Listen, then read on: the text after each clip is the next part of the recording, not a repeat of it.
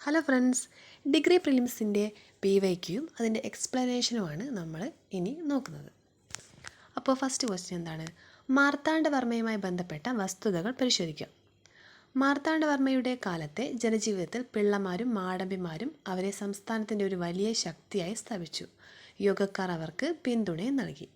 രണ്ടാമത്തെ പ്രസ്താവന എന്താണ്? രാമപുരത്ത് വാര്യർ, കുഞ്ചൻ നമ്പ്യാർ തുടങ്ങിയ കവികൾ കൊട്ടാരം അലങ്കരിക്കാൻ എത്തി.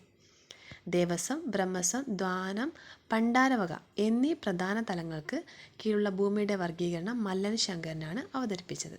ഒരു കൂട്ടം ഗ്രാമങ്ങൾ ചേർന്ന് മണ്ഡപത്തും വാതുക്കൽ രൂപീകരിച്ചു. ഇത് ഇന്നത്തെ തഹസിൽദാരുടെ സ്ഥാനമുള്ള കാര്യക്കാരുടെ കീഴിലായിരുന്നു. ഇതിൻ്റെ ആൻസർ എന്താണ്? എല്ലാ പ്രസ്താവനകളും ശരിയാണ്. 1, 2, 3, 4 ശരിയാണ്. നമുക്കിതിൻ്റെ എക്സ്പ്ലനേഷൻ നോക്കാം. മാർത്താണ്ഡവർമ്മയുടെ ഭരണ പരിഷ്കാരങ്ങൾ എന്തൊക്കെയാണ്? കൃഷിയുടെ വികസനത്തിനായി തിരുവിതാംകൂറിൽ പൊന്മനാണ, പുത്തനണ എന്നീ അണക്കെട്ടുകൾ നിർമ്മിച്ചതാരാണ്? മാർത്താണ്ഡവർമ്മയാണ്. പുത്തനണ കൊണ്ട് പത്മനാഭപുരത്തും സമീപ പ്രദേശത്തുമുള്ള ജനങ്ങൾക്ക് കുടിവെള്ളം സുലഭമായി ലഭിച്ചു. കുളച്ചൽ യുദ്ധത്തിൻ്റെ തടവുകാരനാക്കപ്പെട്ട ഡച്ച് അഡ്മിറൽ ആരാണ്? ഡിലനോയാണ് കുളച്ചൽ യുദ്ധത്തിൽ തടവുകാരനാക്കപ്പെട്ട ഡച്ച് അഡ്മിറൽ. 1741 ഓഗസ്റ്റ് 10-നാണ് കുളച്ചൽ യുദ്ധം നടന്നത്. മാർത്താണ്ഡവർമ്മയും ഡച്ചുകാരും തമ്മിൽ നടന്ന യുദ്ധമാണ് കുളച്ചൽ യുദ്ധം. ഡിലനോയുടെ നേതൃത്വത്തിൽ തിരുവിതാംകൂർ സൈന്യത്തിന് യൂറോപ്യൻ രീതിയിലുള്ള പരിശീലനവും ആയുധവും ലഭിച്ചു. പത്മനാഭപുരം കൊട്ടാരം പുതുക്കിപ്പണിയിക്കാനും കൃഷ്ണപുരം കൊട്ടാരം പോലെയുള്ള വാസ്തുകലാശില്പങ്ങൾ പുതുതായി നിർമ്മിക്കാനും മാർത്താണ്ഡവർമ്മ നടപടി സ്വീകരിച്ചു. നിലം, പുരയിടങ്ങളുടെ കണ്ടെഴുത്ത് നടത്താൻ 1739 മാർത്താണ്ഡവർമ്മ പ്രത്യേകം തസ്തികയിൽ നിയമിച്ചതാരെയാണ്? പള്ളിയാടി മല്ലൻ ശങ്കരനെ. മല്ലൻ ശങ്കരനാണ് വസ്തുക്കളെ ദേവസ്വം, ബ്രഹ്മസ്വം, ദാനം, പണ്ടാരവക എന്നിങ്ങനെ 4ആയി വിഭജിക്കുന്ന സമ്പ്രദായം ഏർപ്പെടുത്തിയത്. പള്ളിയാടി മല്ലൻ ശങ്കരനാണ് വസ്തുക്കളെ ദേവസ്വം, ബ്രഹ്മസ്വം, ദാനം, ഭണ്ഡാരവക എന്നിങ്ങനെ 4ആയി വിഭജിക്കുന്ന സമ്പ്രദായം ഏർപ്പെടുത്തിയത്.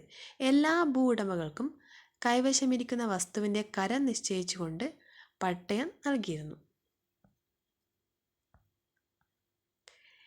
ഇളയെടത്ത് സ്വരൂപത്തിൻ്റെ റാണിക്കു വേണ്ടി മാർത്താണ്ഡവർമ്മയുമായി സംഭാഷണം നടത്തിയ ഡച്ചുകാരനാണ് വാൻ ഇംഹോഫ്. ആരാണ്?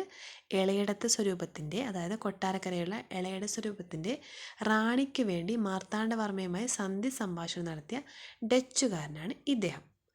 മാർത്താണ്ഡവർമ്മയെ സന്ദർശിച്ച് അയൽ രാജ്യങ്ങളുടെ നേർക്ക് അദ്ദേഹം അനുവർത്തിച്ചു പോന്ന നയങ്ങളോടുള്ള പ്രതിഷേധം അറിയിച്ച വ്യക്തിയും കൂടിയാണ് ആര്? Van Imhoff. മാർത്താണ്ഡവർമ്മ താൻ വിസ്തൃതമാക്കിയ രാജ്യം തൻ്റെ കുലദൈവമായ ശ്രീ പത്മനാഭന് സമർപ്പിച്ചതാണ് തൃപ്പടിദാനം എന്ന് പറയുന്നത്. തൃപ്പടിദാനം എന്താണ്? മാർത്താണ്ഡവർമ്മ താൻ വിസ്തൃതമാക്കിയ രാജ്യം തൻ്റെ കുലദൈവമായ ശ്രീ പത്മനാഭന് സമർപ്പിച്ചതാണ് തൃപ്പടിദാനം.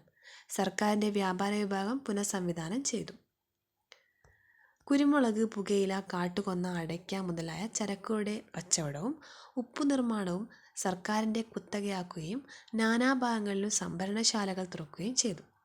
മാർത്താണ്ഡവർമ്മയുടെ കാലത്ത് കള്ളക്കടത്ത് തടയാൻ അതിർത്തികളിൽ ചൗക്കകൾ ഏർപ്പെടുത്തിയതിനാണ് അതിർത്തികളിൽ കള്ളക്കടത്ത് തടയാൻ വേണ്ടിയാണ്.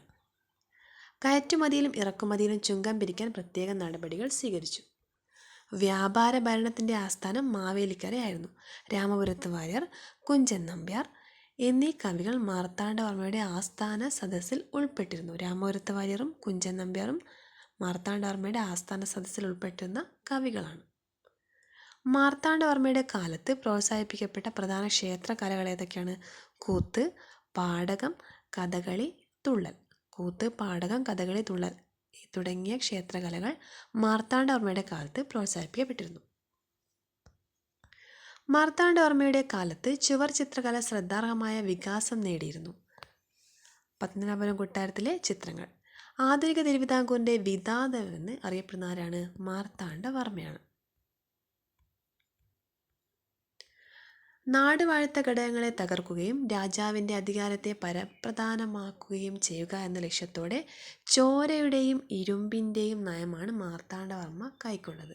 അപ്പോൾ മാർത്താണ്ഡവർമ്മ കൈക്കൊണ്ട നയമാണ് ചോരയുടെയും ഇരുമ്പിൻ്റെയും നയം. പൊതുചെലവിൻ്റെ പല ഇനങ്ങൾക്കു വേണ്ടി നിശ്ചിത തുക നീക്കിവെച്ചുകൊണ്ട് പതിവ് കണക്ക് എന്ന വാർഷിക ബജറ്റ് തയ്യാറാക്കുന്ന സമ്പ്രദായം മാർത്താണ്ഡവർമ്മ പുതുതായി ഏർപ്പെടുത്തി. പതിവ് കണക്ക് സമ്പ്രദായം കൊണ്ടുവന്ന ആരാണ്? മാർത്താണ്ഡവർമ്മ. അപ്പോൾ ചോരയുടെയും ഇരുമ്പിൻ്റെയും നയവും പതിവ് കണക്ക് എന്ന വാർഷിക ബജറ്റ് തയ്യാറാക്കുന്ന സമ്പ്രദായം കൊണ്ടുവന്നത് മാർത്താണ്ഡവർമ്മയാണ്. പകുതിയെ അടിസ്ഥാന ദേശഘടകമാക്കി അതിൻ്റെ ഭരണത്തിന് പ്രവൃത്തിക്കാരെ നിയമിച്ചുകൊണ്ട് ഭരണസമ്പ്രദായം പുനഃസംഘടിപ്പിക്കപ്പെട്ടു. ഗ്രാമതലത്തിൽപ്പെടുന്ന എല്ലാ ഭരണകാര്യങ്ങളുടെയും ചുമതല പ്രവൃത്തിക്കാർക്കായിരുന്നു നൽകിയത്. കായംകുളം രാജാവ്, കൊച്ചി, പുറക്കാട്, വടക്കുംകൂർ എന്നിവിടങ്ങളിലെ രാജാക്കന്മാരുമായി ചേർന്ന് തിരുവിതാംകൂറിനെതിരായി ഒരു സഖ്യകക്ഷിക്ക് രൂപം നൽകുന്നതിൽ മുൻകൈയെടുത്തു. മാർത്താണ്ഡവർമ്മ ഇളയെടുത്ത് സ്വരൂപം പിടിച്ചടക്കിയപ്പോൾ ഇളയെടുത്തു റാണി ഡച്ചുകാരുടെ കീഴിൽ അഭയം പ്രാപിച്ച സ്ഥലമാണ് കൊച്ചി. പുരാണത്തിലെ കാർത്തവീരാർജുനനുമായി ബന്ധപ്പെട്ട പൂജാവിധങ്ങളെ മാതൃകയാക്കി ശ്രീ പത്മനാഭസ്വാമി ക്ഷേത്രത്തിൽ ഭദ്രദീപവും മുറജപവും തുടങ്ങിയതാരാണ്? മാർത്താണ്ഡവർമ്മയാണ്. അപ്പോൾ നമുക്ക് ക്വസ്റ്റ്യൻ ഒന്നുകൂടി വായിക്കാം. മാർത്താണ്ഡവർമ്മയുമായി ബന്ധപ്പെട്ട വസ്തുതകൾ. ഈ പ്രസ്താവനകളൊക്കെ ശരിയാണ്. ഈ പ്രസ്താവനകൾ നമുക്ക് ഒന്നുകൂടി വായിക്കാം. മാർത്താണ്ഡവർമ്മയുടെ കാലത്തെ ജനജീവിതത്തിൽ പിള്ളമാരും മാടമ്പിമാരും അവരെ സംസ്ഥാനത്തിൻ്റെ ഒരു വലിയ ശക്തിയായി സ്ഥാപിച്ചു. യോഗക്കാർ അവർക്ക് പിന്തുണയും നൽകി. രാമപുരത്ത് വാര്യർ, കുഞ്ചൻ നമ്പ്യാർ തുടങ്ങിയ കവികൾ കൊട്ടാരം അലങ്കരിക്കാനെത്തി. ദേവസ്വം, ബ്രഹ്മസം, ദാനം, പണ്ടാരവക എന്നീ പ്രധാന തലങ്ങൾക്ക് കീഴിലുള്ള ഭൂമിയുടെ വർഗീകരണം മല്ലൻ ശങ്കരനാണ് അവതരിപ്പിച്ചത്. ഒരു കൂട്ടം ഗ്രാമങ്ങൾ ചേർന്ന് മണ്ഡപത്തം വാതുക്കൽ രൂപീകരിച്ചു. ഇത് ഇന്നത്തെ തഹസിൽദാരുടെ സ്ഥാനമുള്ള കാര്യക്കാരുടെ കീഴിലായിരുന്നു. Okay, thank you. അടുത്ത ക്വസ്റ്റ്യൻ നമുക്ക് അടുത്ത ക്ലാസ്സിൽ ഡിസ്കസ് ചെയ്യാം.